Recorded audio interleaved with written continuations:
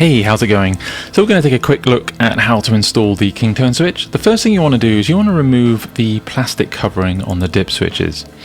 The dip switches allow you to select the treble bleed settings, so you can either make the adjustments before you install it, or you can install it so the KingTone switch is actually hanging out of your guitar, and you can then make the adjustments to the treble bleed. And when you're happy, you can then open the guitar back up and then install this. So it's good to select one of the treble bleed settings before you install it, just as a starting point.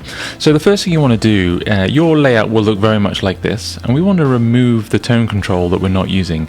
Now you can install the KingTone switch in the middle position or the end position, it doesn't matter, as long as the end tone position is the one with the cap on it, because it's easier not to have to remove it. So if you find your cap is on this tone control, but you want to put the KingTone switch here, just move this tone control to the middle. That's the easiest way to do it. It means you don't need to resolder the cap. So what you want to do is you want to remove this tone control, and you also want to remove the wires that link it to the first tone control here. I'm just going to remove the wire that goes to the selector switch as well. So you want to make sure you don't over tighten it, but it should be tight enough so when you turn it, it doesn't spin it. So we're going to take the wires on the KingTone switch and we're going to cut them a little bit shorter. We don't need this much length. So we're going to cut them a bit shorter, and then we can just push back the covering just like this, and we add a little bit of solder to make it really easy to solder.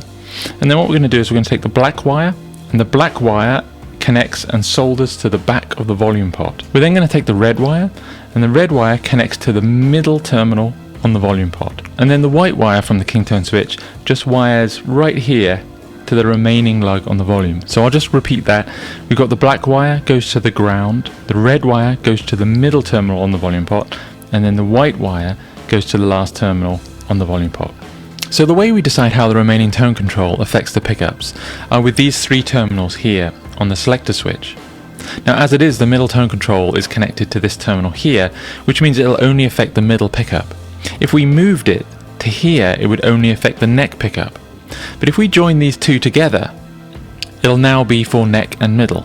And if we want it as a master tone control, we can just join all of these three together and we'll have a master tone control. So for example, if we want the remaining tone control to be just neck and middle, we'll just take a little wire and join these terminals together here.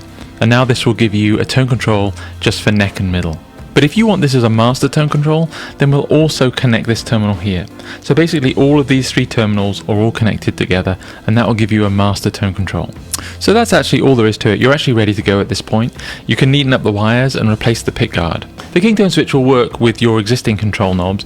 You just push them on like you would any other.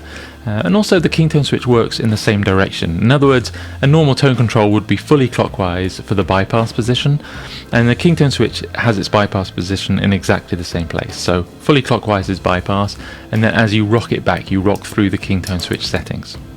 Cool. Any questions, let me know, and thanks for watching.